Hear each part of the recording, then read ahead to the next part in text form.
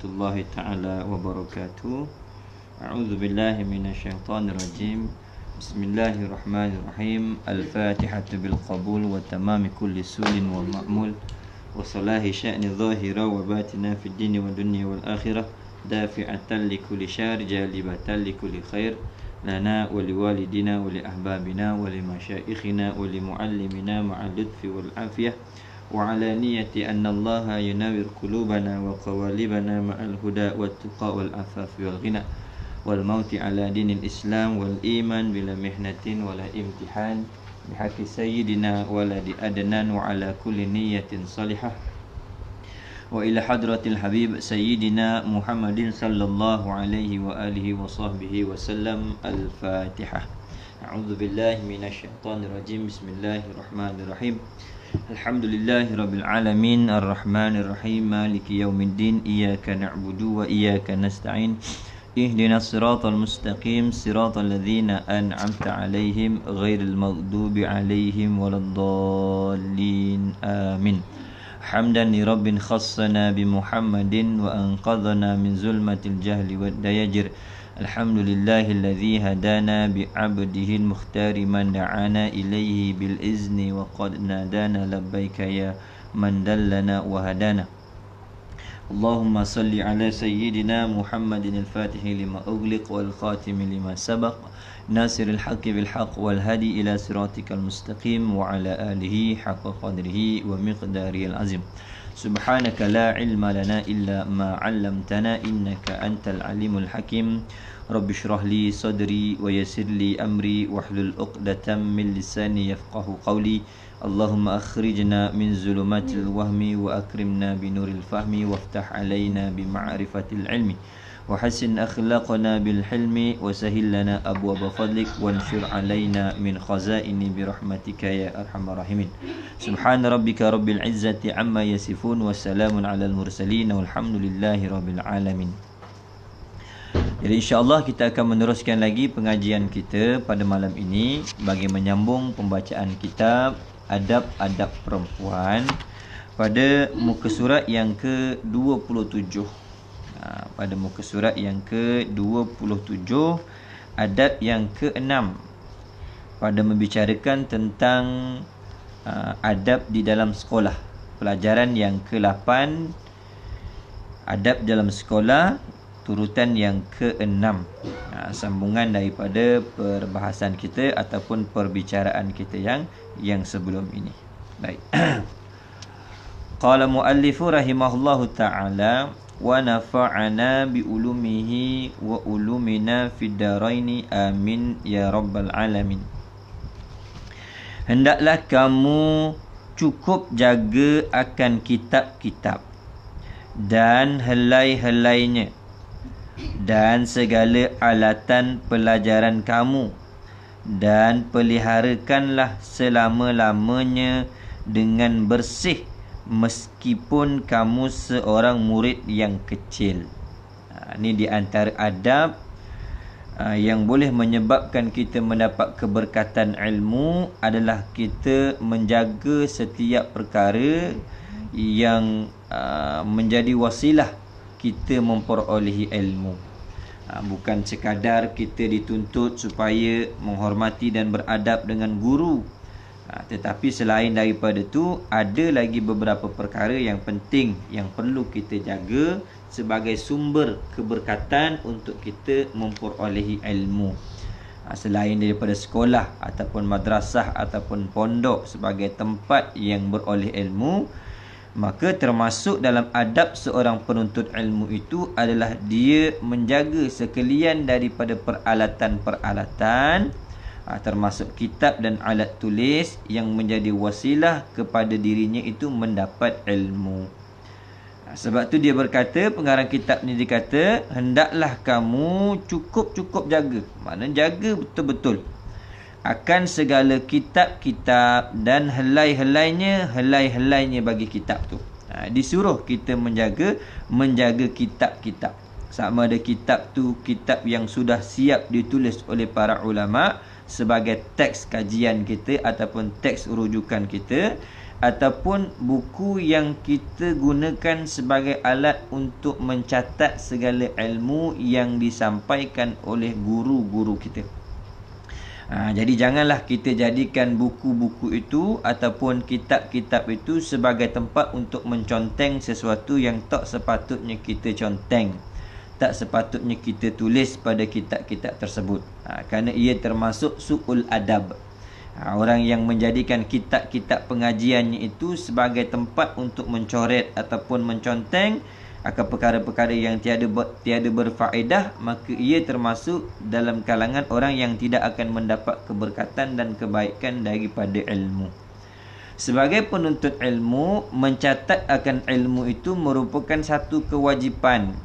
Bila kita menuntut ilmu, maka kita ni asalnya mendengar apa yang disampaikan oleh guru. Oleh kerana akal yang Allah Ta'ala berikan kepada kita sebagai manusia ini kemampuannya berbeza-beza, tak semua orang dapat mengingati setiap perkataan yang didengar. Maka mencatat akan ilmu itu merupakan suatu wasilah yang boleh menjadi kebaikan kepada orang yang menuntut ilmu. Sehingga Rasulullah sallallahu alaihi wasallam memberi pesanan kepada siapa? Kepada kita, umat-umatnya. Nabi bersabda dalam satu hadisnya, qayyidul ilma bil kitab. Ikatlah ilmu itu dengan menulisnya di dalam kitab. Nabi pesan supaya apa? Supaya kita menulis akan setiap ilmu yang kita perolehi, yang kita dengar, yang kita dapati daripada orang yang mengajar. Dengan macam mana caranya? Dengan menulis pada kitab-kitab ataupun menulis pada lembaran-lembaran ataupun menulis dalam helaian-helaian. Kita tak serupa Rasulullah sallallahu alaihi wasallam. Walaupun Rasulullah ni Nabiul Ummi, Nabi yang tak pandai membaca dan Nabi yang tak pandai menulis, tetapi Allah Subhanahu wa taala bekalkan atas diri Rasulullah sallallahu alaihi wasallam ini ingatan yang super genius, kita kata. Ingatan yang tidak dimiliki oleh mana-mana manusia yang dijadikan oleh Allah Subhanahu wa taala. Jadi Rasulullah sallallahu alaihi wasallam apabila mendengar saja wahyu yang diturunkan melalui malaikat Jibril, Rasulullah sallallahu alaihi wasallam boleh ingat dan boleh menyampaikan kepada orang lain. Jadi Rasulullah sallallahu alaihi wasallam memberi pesanan ini kepada para sahabatnya. Kenapa? Kerana para sahabat tidak seperti dirinya yang senantiasa mengingati setiap perkara yang diwahyukan oleh Allah Subhanahu wa taala. Jadi Nabi sallallahu alaihi wasallam berpesan kepada para sahabatnya. Jadi Nabi sallallahu alaihi wasallam adalah beberapa orang daripada kalangan khatibnya, yakni orang yang mencatat ataupun orang yang menulis wahyu. Sama ada wahyu itu dinisbahkan kepada Al-Quran ataupun wahyu itu dinisbahkan kepada hadis-hadis Nabi sallallahu alaihi wasallam. Jadi menulis ataupun mencatat ini merupakan akhlak bagi orang yang menuntut ilmu. Jadi kalau kita pergi sekolah tanpa peralatan menulis, tanpa kitab untuk dijadikan rujukan dan panduan, maka kita seolah-olah pergi ke suatu tempat dengan tidak membawa peralatan yang cukup untuk mendapatkan kebaikan. Seumpama orang yang pergi berperang tanpa senjata lah, bagaimana dia nak berperang dengan tidak memiliki senjata? Pasti dia akan tewas. Begitu juga hal keadaan orang yang pergi menuntut ilmu tanpa membawa keperluan dan peralatan-peralatan untuk menuntut ilmu, maka dia tidak akan berhasil untuk memiliki ilmu. Banyak daripada pesanan daripada para ulama yang memerintahkan kepada kita ni supaya mencatat, menulis akan ilmu, mencatat akan ilmu yang kita dengar. Seperti mana yang saya nyatakan tadilah, akal kita ni dia tak boleh nak menangkap setiap perkara yang kita dengar dengan sempurna. Kerana kita ni memiliki kelemahan. Tak seperti sebahagian daripada mereka yang diberikan kelebihan oleh Allah Subhanahu wa taala. Kerana itu para ulama dia berpesan supaya menulis. Di antara mereka yang berpesan daripada kalangan ulama ni supaya mencatat akan ilmu, iaitu Al-Imam Asy-Sya'bi rahimahullahu taala. Dia menyatakan, "Idza sami'ta syai'an faktubhu walau fil ha'id." Dia kata, apabila kamu mendengar tentang sesuatu, daripada ilmu, maka tulislah. Meskipun pada dinding-dinding, tulislah. Kenapa? Nanti kamu berkeperluan pada catatan tersebut. Terutama bagi orang yang menuntut ilmu ni, kalau memang kita ni nak mendapat kejayaan, maka catatan daripada penulisan kita yang kita dengar daripada guru tu merupakan satu perkara yang penting. Lagi-lagi kalau kita belajar ataupun mengaji melalui teks-teks yang kita dapati daripada ulama-ulama yang dahulu. Kerana kita banyak tak memahami. Kita tak memahami kalam-kalam ulama. Jadi kita berhajat kepada penerangan daripada guru-guru. Berhajat daripada guru-guru yang mengajar kepada kita. Kerana guru ni dia mendapat penerangan daripada gurunya, kemudian dapat penerangan daripada gurunya. Jadi apa yang dia sampaikan tu merupakan satu perkara yang sangat penting, yang perlu untuk kita catat dan perlu kita tulis untuk dijadikan sebagai rujukan. Jadikan rujukan satu masa apabila kita nak buat ulang kaji ataupun kita nak murajaah semula, kita buka pada kitab, kita dah ada sandaran. Kita dah ada dobit ataupun catatan yang kita terima daripada guru-guru kita. Jadi perkara ni sangat penting. Kita pesan kepada anak-anak supaya mereka itu menjaga akan kitab-kitab mereka dan berusaha untuk menjaga dan berusaha untuk mencatat segala apa yang disampaikan daripada guru-guru.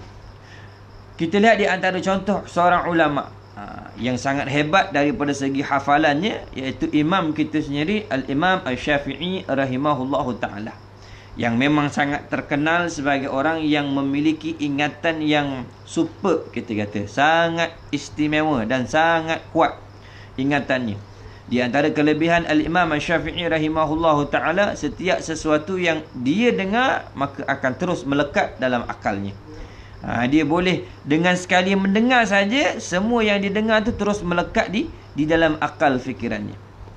Sehinggalah satu ketika Al-Imam Syafi'i rahimahullahu ta'ala, ketika dia nak berjalan daripada rumahnya menuju ke tempat pengajiannya, dia terpaksa menutup kedua-dua telinganya. Ditanya kepadanya daripada kalangan sahabat kenapa dia menutup telinga setiap kali hadir ke kelas, maka dia kata, sebelum aku melakukan hal yang seumpama ni, iaitu sebelum dia menutup telinga, ketika dia hadir ke tempat kelasnya daripada rumah menuju kepada tempat pengajian tu, dia mendengar berbagai-bagai daripada perkataan orang yang ada di tepi jalan. Orang yang berjual ni, orang yang berurusan ni, orang yang cakap begini. Jadi setiap kali dia dengar, dia ingat. Sehingga sampai ke dalam sekolah tu, sampai di tempat dia mengajar menjadi satu gangguan. Sebab apa? Dia ingat belaka. Orang ni jual ni, oh masuk dalam ini. Orang ni kata ni jadi jadi kata ni satu gangguan atas dia. Kenapa? Dia mengingati sesuatu yang tak sepatutnya dia ingat. Jadi sebab tu dia buat keputusan untuk apa? Tutup telinga dia. Tutup telinga dia ketika dia berjalan daripada rumah sampai kepada tempat pengajian dia. Walaupun begitu, walaupun dia memiliki ingatan yang hebat, Al-Imam Syafi'i rahimahullahu ta'ala tetap memberikan peringatan supaya menulis, supaya mencatat akan ilmu. Di antara perkataan-perkataan ataupun hikmah yang ditinggalkan oleh Al-Imam Syafi'i rahimahullahu ta'ala, dia berkata, ilmu itu seumpama buruan, yakni binatang buruan. Binatang buruan, maka tulisan itu adalah ikatannya. Kita pergi berburu, kita dapat satu binatang daripada hasil buruan kita, maka bagaimana kita nak jaga supaya binatang tu tak lari? Maka tali tu sebagai pengikat dia. Tali tu sebagai pengikatnya. Jadi ilmu ni umpama binatang buruan, dia liar. Maksudnya dia tak akan mudah untuk lekat, melainkan cara untuk mengikatnya dengan penulisan. Bila kita tulis, mana lekat kat situ sampai bila-bila. Bila kita perlu, kita tinggal tengok saja, maka ada. Jadi dia kata, ikatlah buruanmu dengan tali yang kuat. Bila dapat binatang buruan ni, ikatlah dengan tali yang kuat. Kemudian dia kata, maka termasuklah orang yang bodoh ni, iaitu orang yang tidak berakal lah, kalau pergi berburu seekor kijang, kemudian setelah dia dapat, dia tinggalkan macam tu saja, tanpa diikat pada suatu tempat. Begitulah keadaan orang yang bodoh apabila dia pergi menuntut ilmu tanpa membawa peralatan seumpama kitab dan alat untuk menulis akan ilmu-ilmunya. Seolah dia biarkan macam tu saja ilmu tu berlalu. Ini pesanan daripada ulama yang hebat, iaitu Al-Imam Syafi'i rahimahullahu ta'ala. Kerana itu menjadi tanggungjawab kita sebagai seorang ibu bapa. Kalau anak kita itu sekolahnya jenis sekolah harian, pergi balik dan sebagainya, maka perhatikan apa yang ditulis dalam kitab-kitabnya, apa yang ditulis dalam buku-bukunya. Dengan cara begitu, dia dapat merasakan bahawa kita ni memberi perhatian di atas ilmu yang dia belajar di sekolah. Jangan kita biarkan. Kalau setengah daripada anak kita bila dah pandai menulis, dia dah pandai mula bermain dan sebagainya, di buku-bukunya itu lebih kepada melukis kartun. Dia tak tulis dah ilmu-ilmu ni. Dia pergi ke benda-benda yang tidak bermanfaat. Lagi-lagi apabila buku ataupun kitab-kitab yang digunakan tu tak diperhatikan dan tak disemak oleh ibu bapanya. Sebab tu kita kena tengok. Jadi hilang keberkatan atas seseorang yang menuntut ilmu apabila kitab yang sepatutnya menjadi rujukan ilmunya diconteng-conteng dengan penulisan, dengan lukisan yang tak sepatutnya. Hingga terkadang membawa kepada apa kita kata tulisan dan lukisan-lukisan yang membawa kepada isyarat-isyarat lucah. Itu lagilah teruk. Maka hilang keberkatan. Mana nak berkat, mana nak dapat ilmu? Kalau kalau seandainya kitab yang sepatutnya jadi rujukan tapi dijadikan seperti alat permainan. Sebab tu kena jaga baik-baik.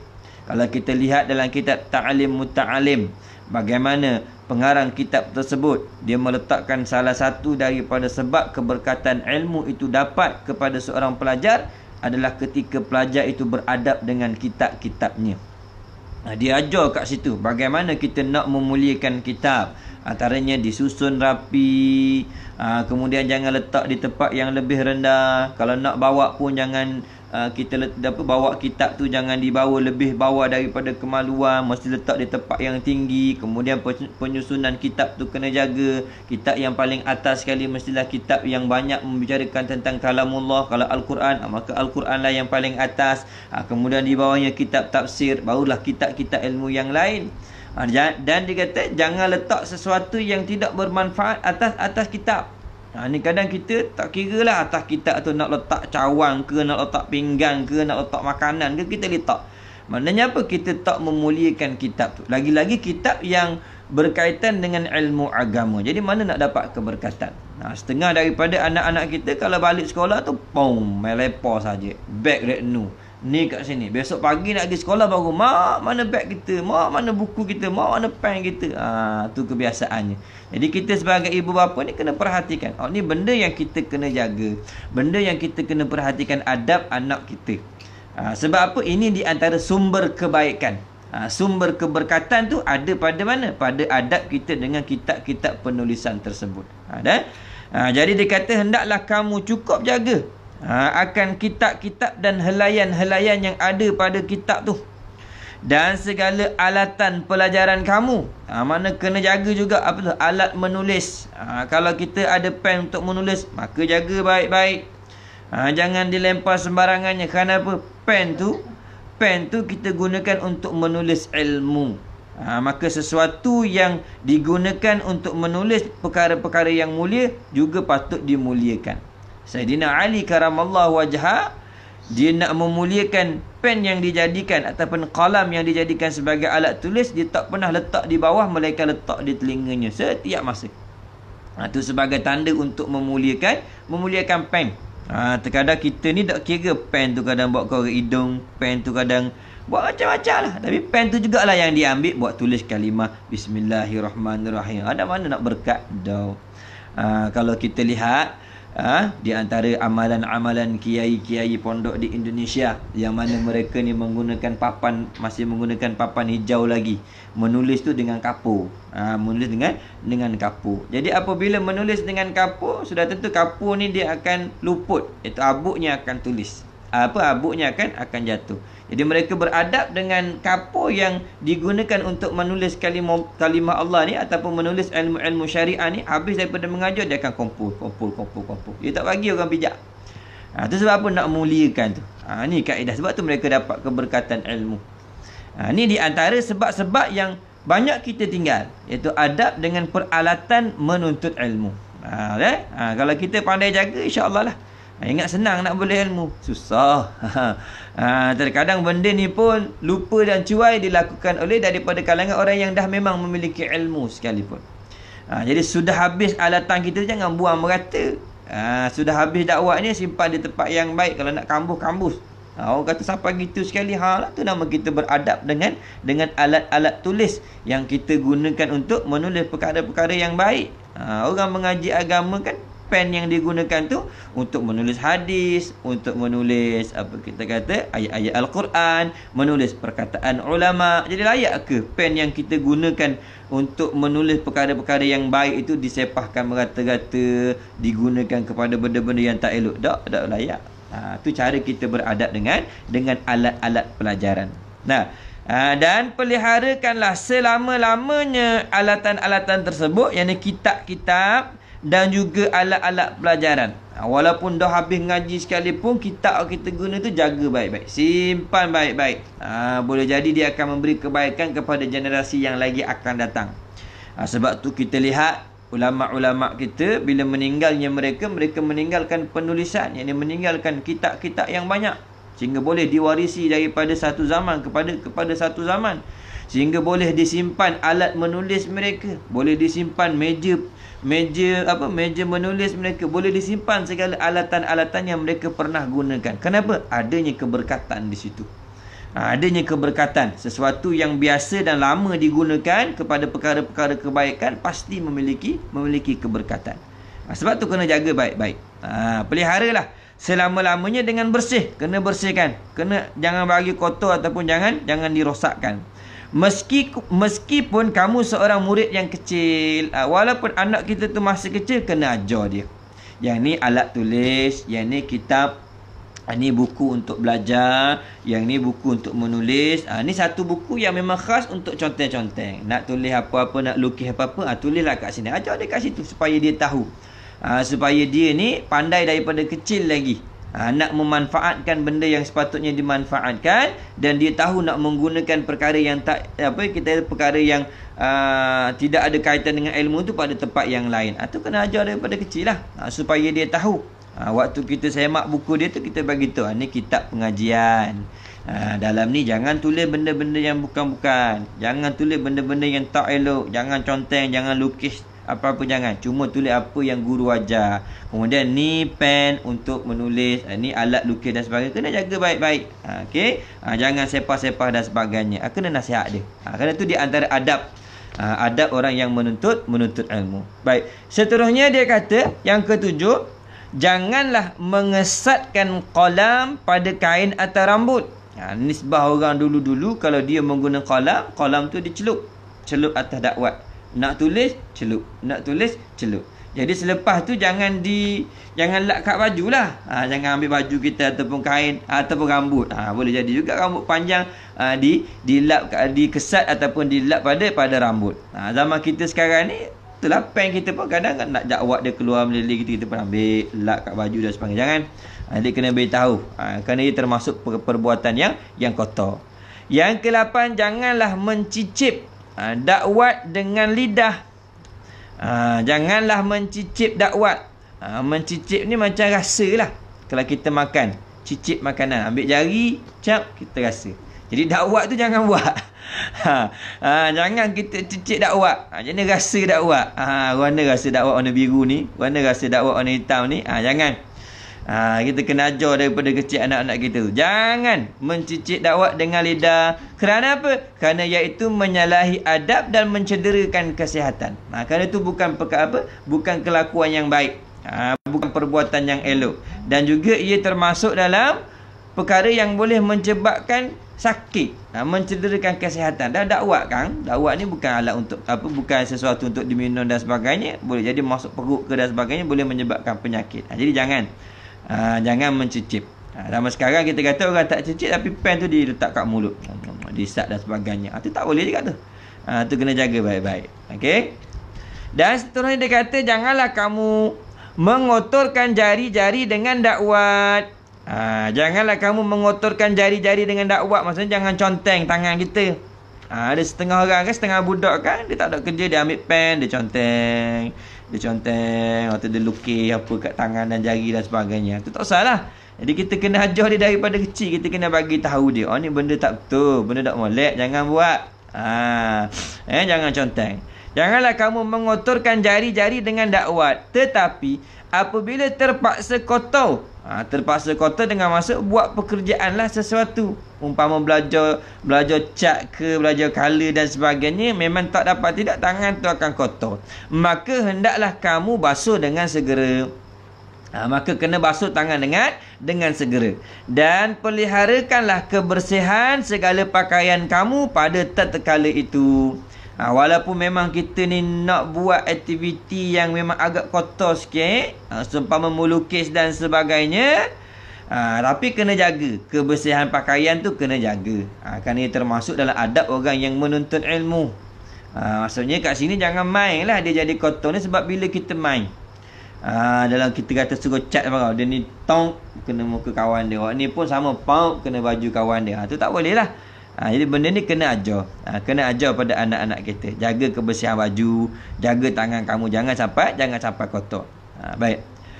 Dan yang ke-10, bila sudah tu, bila kamu hendak bersiar-siar, nak makan angin dia kata dalam kitab tu. Maksudnya waktu rehat lah ni. Bila kamu hendak bersiar-siar, yang ni pada waktu rehat di sekolah tu, atau hendak bermain-main pada waktu lapang ketika di sekolah, atau selesai daripada belajar, atau pada hari kelepasan, yang pada hari cuti, maka hendaklah dengan sehabis-habis beradab dengan keadaan yang sederhana. Kalau ada waktu yang terluang di sekolah tu, yang ni waktu lepas rehat ke, waktu rehat ke, waktu sudah daripada mengaji ke, ataupun waktu lapang tak ada aktiviti pengajian, ataupun ketika waktu cuti mana nak main boleh, tapi jagalah adab-adab sewaktu nak bermain tu. Dan bermainlah dengan permainan yang sederhana. Nak sukaan tu orang kata jangan berlebih-lebih lah, sederhana. Kenapa? Itu masih di sekolah lagi. Terkadang budak ni kalau tak ditegur, main kadang sampai mencederakan diri. Main tu sampai keletisan, sampai tak boleh nak buat aktiviti-aktiviti lain. Kadang sekolah ni bila rehat je, waktu rehat tak lama, setengah jam, 10 sampai 10.30. Jadi waktu tu gunakan untuk makan dan minum, janganlah digunakan untuk bermain yang berlebih-lebihan. Okey. Sebab setengah budak ni bila rehat tu lah dia lari ke sana kemari, tu waktu budak baru nak masuk sekolah dan sebagainya. Ni kita kena pesan lah anak-anak kita. Waktu rehat tu boleh nak main, tapi jangan main berlebihan. Kena jaga adab-adab di sekolah. Jangan kita buat macam di rumah dan sebagainya, terlopak sana sini, sampai habis pecah, habis tingkat dan sebagainya. Tu jangan, tu bukan permainan yang betul. Tu bukan termasuk dalam adab yang baik. Dan yang seterusnya, bermain-main itu hendaklah pada tempat yang bersih. Nak main boleh, tapi main pada tempat yang bersih, kerana memeliharakan kebersihan badan dan pakaian. Kerana dia masih duduk di sekolah lagi. Jadi kena kalau nak main pun main tempat yang bersih, supaya menjaga kebersihan badan dia dan juga jaga kebersihan pakaian dia sampai balik ke rumah. Terkadang kita lihat memang benda ni berlaku. Ulama ni ditegur ni sebab benda ni berlaku. Anak pergi sekolah baju putih, balik baju kelabu. Tak tahulah apa yang dia main tu. Terkadang pergi sekolah kasut pasang balik tinggal satu je, sepasang lagi hilang. Kadang pergi bawa beg, balik tak ada beg. Pergi bawa barang ni, balik tak ada barang ni. Kenapa? Main sampai tinggal habis, sampai hilang habis barang-barang tu. Ada setengah budak ni dia pandai jaga, pergi bersih, balik bersih. Sebab apa? Dinasihatilah, jangan main kotor, jangan main ni, jangan main tu. Itu pesanan lah. Mana memang kena ingatkan. Jadi budak tu pun tahu, tak boleh. Jadi di sekolah tu dia tahu nak jaga. Sebab tu kita sebagai ibu bapa kena tertibkan waktu main bila, waktu belajar dia bila, waktu aktiviti ni bila, supaya dia tahu. Taklah dia jadikan semua tempat tu tempat untuk bermain. Walaupun nisbah dia tu budak lagi, tapi kalau kita ajar daripada kecil ni, dia tahu main pada waktu ni, waktu belajar, tempat ni kena jaga macam ni, di sini kelakuan dia macam ni. Jadi kita kena beritahu lah. Itu tanggungjawab. Jadi jangan kita letakkan peranan untuk mengatur benda tu hanya kepada guru-guru di sekolah saja. Dan kita yang kena ajar, kita yang kena bagi tahu dia, kita yang kena beri peringatan kepada dia, kita yang kena ingatkan dia, kena beri ancaman kepada dia biar dia rasa takut. Takut tu maksudnya beri rasa takut tu untuk takdib lah, mengajar dia supaya dia tu tahu apa yang sepatutnya dia buat dan apa yang sepatutnya dia tak buat. Dah. Yang seterusnya, janganlah bermain-main di atas tanah atau tempat yang kotor. Kerana apa? Kerana ia menerbitkan beberapa macam penyakit pada mata dan lain-lainnya. Kalau nak main, jangan main atas tanah. Jangan main tempat kotor lah ni maksudnya. Jangan main di atas tanah atau tempat yang kotor. Kenapa? Kerana bermain di tempat tersebut boleh menyebabkan dijangkiti dengan penyakit-penyakit. Seumpama penyakit mata. Tanah kotor, abuk masuk dalam mata. Ataupun penyakit-penyakit lain lah. Terutama budak. Kadang kulitnya tak tahan, main tempat kotor, debu dan sebagainya, naik kudis. Kemudian kalau pekat budak-budak, kecacingan orang panggil. Ada penyakit cacing dan sebagainya di sekolah dan sebagainya, sakit perut, cerit-berit dan sebagainya. Ini sebab bermain di tempat yang kotor. Lagi-lagi musim-musim sekarang ni, musim PKP ni, budak-budak di rumah, anak-anak kita di rumah, suruh jaga kebersihan. Jangan bagi dia bebas pergi ke mana-mana tempat yang kita tak tahu tujuan. Pergi bersih balik kotor, pergi bersih balik kotor. Tu kena ingatkan dia. Nak bermain boleh, tapi jangan melampaui. Okey, baik. Kemudian yang seterusnya, di sekolah tu janganlah kamu bermain-main di tengah panas. Jangan main-main di tengah hari.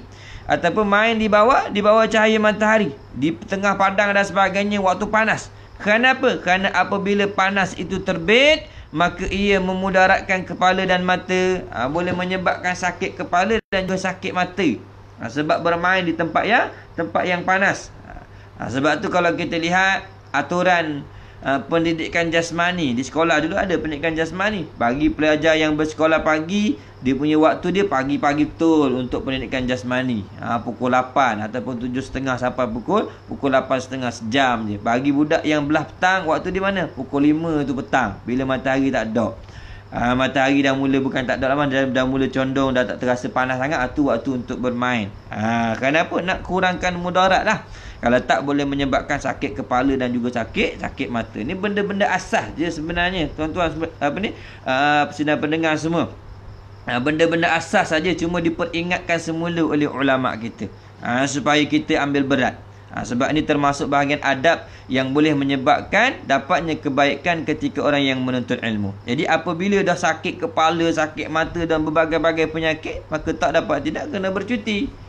Bila bercuti, maka tinggallah kelas dia, tak dapat nak mengikut ilmu. Ada setengahnya sakit yang berpanjangan sehingga membawa kemudaratan, masa yang lama perlu bercuti. Jadi tinggal dia meninggalkan fasa menuntut ilmu tu lama. Jadi dengan sebab tu maka kuranglah ilmu dia. Sebab tu disuruh jaga bab kebersihan, kesihatan, jangan main kotor dan sebagainya. Tujuannya untuk apa? Mengekalkan kesihatan supaya boleh kekal menuntut ilmu. Kalau dah sakit kan payah nak menuntut ilmu. Umpama contoh zaman kita sekarang lah ni, baru ni cuti 14 hari. Ni tambah lagi 14 hari. Dah 28 hari. Nanti akan datang mungkin kalau tak berhenti lagi, maka bertambahlah cutinya semakin banyak. Jadi banyaklah ilmu yang ditinggalkan. Tapi kalau dia di rumah tu, kita sebagai ibu bapa mengajar dia, tu satu kelebihan atas dia dah. Tapi kalau ibu bapa pun tak reti nak mengajar, dah anak tu jadi gitulah. Puas lama pun main benda-benda apa, jadi mudarat ke lain. Jadi apa yang dia ingat tu ketika dia belajar jadi lupa semua. Jadi kena pesan, kena ingatkan pada anak-anak yang tak bersekolah ni, yang ketika di rumah, manfaatkan waktu ni untuk mengulang semula pelajaran. Mengulang kaji semula pelajaran. Kalau ada hafalan, ulang balik hafalan dia. Kalau dia ada melibatkan kerja-kerja sekolah dan sebagainya, maka kena buat.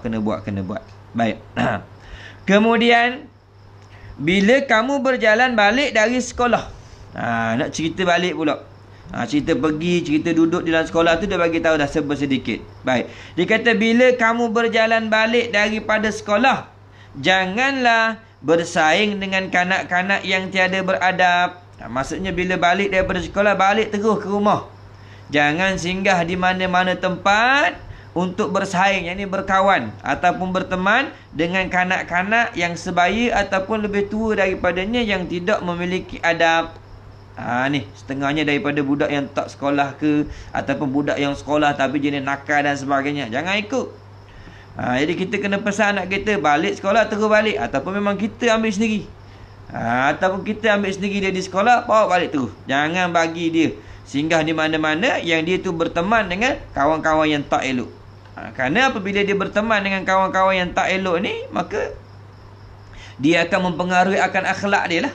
Dia akan mempengaruhi akan kelakuan dia, sehingga anak tu nanti dia akan mula pandai berbohong dan sebagainya. Sepatutnya balik pukul 1:30 sampai ke rumah, contoh sekolah pagi, 1:30 tak sampai lagi, pukul 2 tak sampai lagi, 3 tak sampai lagi. Rupanya pergi capur dengan kawan-kawan dia. Balik kata apa? Oh, tadi banyak kerja sekolah mak, cikgu suruh pergi tuition, suruh buat ni dan sebagainya. Kita pun tak apalah. Rupanya anak ni pergi menyeleweng, pergi tempat lain. Dan lepas tu dia pesan, bila kamu berjalan balik dari sekolah, terutama budak perempuan, bila kamu berjalan balik daripada sekolah, janganlah bersaing dengan kanak-kanak yang tiada adab, atau berhenti memandang kepada kedai-kedai atau pasar, ataupun kita berhenti tengok, kedai ni ada apa barang ni, pergi pasar raya lah senang cerita, pergi shopping kompleks dan sebagainya. Tu dia ambil kesempatan, singgah di kedai-kedai, kedai telefon ke, kedai baju ke, shopping kompleks dan sebagainya ni. Jangan. Balik-balik rumah terus. Jangan kita singgah-singgah. Okey. Tetapi hendaklah kamu berjalan dengan sederhana dan beradab hingga sampai ke rumah dengan selamatnya. Jadi disuruh balik. Terus balik, jangan ke mana-mana. Dalam perjalanan balik tu jagalah adab dan tingkah laku kamu. Jangan singgah di mana-mana, jangan tengok benda yang tak sepatutnya kamu tengok, jangan bercampur dengan golongan yang tak sepatutnya kamu campur, sampailah kamu selamat ke rumah. Ini terutama orang perempuan. Jadi sebagai ibu bapa, kalau boleh ambil. Ambillah anak kita tu, jangan biarkan dia tu berulang alik dengan sendiri. Kenapa kita tak tahu ada yang memerhatikan kelakuan dia, dia ni dengan siapa dan sebagainya. Lama-lama nanti akan menyebabkan fitnah dan kemudaratan atas anak tu sendiri. Baik. Dan yang ke-15, yang terakhir daripada adab di dalam sekolah ni, sampai ke rumah tu dia kata, manakala kamu masuk ke rumah, berilah hormat akan ibu bapa kamu. Ini berilah salam. Bila balik ke rumah tu, beri salam. Nak masuk ke rumah, dalam rumah tu ada ibu dan bapa, beri salam. Andai kata kalau ibu bapa tu yang jemput kita, maka nampak je muka dia naik motor ke naik kereta, beri salam. Tak perlu tunggu sampai ke rumah. Ni bagi mereka yang balik sendiri, sampai ke rumah nak masuk tu, beri salam kepada kedua ibu bapa. Dan kucuplah tangan keduanya. Bila nampak tu, cium tangan. Cium tangan kedua ibu bapa kita yang ada di rumah. Ni di antara adab yang memang tinggal lah. Balik rumah, bukannya cium tangan, beg dilempar. Ambil ni, beg. Ada makanan apa? Masak tak lagi? Setengahnya tu. Tu bukan adab. Tu perkara yang tak sepatutnya. Ada setengahnya tu masuk je pintu, stokin dia buka, seluar dia buka, baju dia buka, dah mak dia kena kutip sampai ke bilik. Tu dah nak tanya apa pun keluar lagi pakai baju lain, tak tahu ke mana. Aduhai. Ni kena jagalah kita, ibu-ibu ataupun ayah-ayah ni kena jaga benda ni anak kita, kena ajar dia. Kalau tak ajar tak jadi. Benda ni kena ajar. Masuk ke rumah, berilah hormat akan ibu bapa kamu dan kucuplah tangan keduanya. Kemudian pergilah ke bilik. Kemudian masuklah kepada bilik yang disediakan dan susunkan kitab-kitab dan buku-buku yang kamu bawa dari sekolah itu. Jadi bila balik tu, apa yang pertama kita buat? Kita bagi salam. Kemudian kita cium tangan ibu bapa kita yang ada di rumah. Kemudian apa lagi? Susunlah kitab-kitab yang kita bawa di sekolah tu, letak pada tempat yang sesuai. Kerana apa? Mengingat-ingat akan dia, dan duduklah dengan cara beradab dan janganlah bertengkar-tengkar dengan saudara-saudara kamu. Supaya apa? Bila kita dah susun ni, satu kelebihannya kita mudah ingat. Nak pergi sekolah besok tu, ataupun malam ketika kita nak atur jadual kita nak pergi sekolah besok tu, kita tahu dah, kitab ni duduk sini, kitab ni duduk sini, kitab ni tempatnya sini. Jadi tak susah nak cari. Tapi kalau kita tak susun, balik main lepak capak dan sebagainya, malam mula carilah nak buat kerja sekolah, tak jumpa kitab. Nak susun ni tak jumpa kitab. Jadi siapa yang kena cari kitab? Mak kita. Dah bukan mak kita pergi sekolah. Dia pun tak tahu apa yang kita ngaji, apa yang kita buat, apa yang kita tulis pun dia tak tahu. Jadi kita lah yang bertanggungjawab. Siapa ni? Orang yang pergi belajar ni lah. Sebab tu kena letak molek-molek. Beg letak molek-molek, alat tulis letak molek-molek, kitab nak guna tu letak molek-molek, supaya nak cari tu mudah. Dan Kemudian dah selesai semua, dah salin pakaian apa semua, duduklah dengan cara beradab. Yang duduklah di rumah tu dengan cara beradab di hadapan ibu bapa, dan janganlah bertengkar-tengkar dengan saudara-saudara kamu. Jadi jangan balah. Ni memang biasalah, kita pun pernah mengalami zaman sekolah tu ginilah. Balik sekolah memang cari peluang nak balah dengan adik-adik. Nak bergebuk ni, nak bergebuk tu. Ni sepatutnya benda yang kita kena jaga baik-baik. Dia sebab di sekolah tu dia kita dah perangai kita dengan kawan-kawan kita dah. Dari balik ni kita nampak kita punya adik-beradik ni seolah macam musuh kita. Tunggu waktu je. Kat sekolah tak boleh nak balah. Jadi balah mana? Balahnya di rumah. Dah tu jangan. Makna di rumah ni adalah tempat kita untuk dengan adik-beradik saling kita bantu-membantu, saling murajaah, saling ulang kaji. Yang abang tunjuk kepada yang adik. Kalau adiknya tak tahu, anda kata kalau adiknya lebih tahu, adik tunjuk kepada abang buat kerja sekolah sama-sama. Ni di perkara yang perlu kita terapkan, perkara yang perlu kita ajarkan kepada anak-anak kita. Maka habislah tu sebahagian daripada adab kita di sekolah. Maka banyak lagi kalau kita nak lihat yang ditertibkan oleh para ulama kita berkenaan dengan adab-adab di tempat kita menuntut ilmu. Jadi kita kena jaga ni. Seperti mana yang saya ingatkan pada kuliah yang semalam tu, bahawa tempat menuntut ilmu ni dia merupakan salah satu daripada tempat yang memiliki keberkatan. Jadi nak dapat berkat ilmu tu kena jaga tempat kita menuntut ilmu. Dan juga kita kena menjaga keberkatan setiap perkara yang menyebabkan kita tu beroleh ilmu. Antaranya apa? Kitab-kitab dan alat-alat kita menulis. Termasuk pakaian yang kita pakai. Pakaian yang kita gunakan untuk menuntut ilmu. Umpama kufiah, umpama serban, baju, kain. Ini semua benda yang kita kena muliakan. Kenapa? Inilah pakaian yang kita bawa ketika kita menuntut ilmu. Jadi pakaian ni kena jaga dengan baik. Terutama bagi mereka yang nak mempelajari ilmu yang berkaitan dengan agama Allah Subhanahu Wa Taala, lagilah kena jaga adab dia.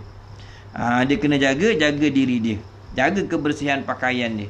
Seperti mana kita lihat kelakuan Al-Imam Malik rahimahullahu taala, ketika dia berhadapan dengan murid-muridnya, dia akan memakai pakaian-pakaian yang bagus-bagus untuk mengajarkan ilmu. Kenapa? Nak beradab dengan ilmu yang ia berhadapan ni.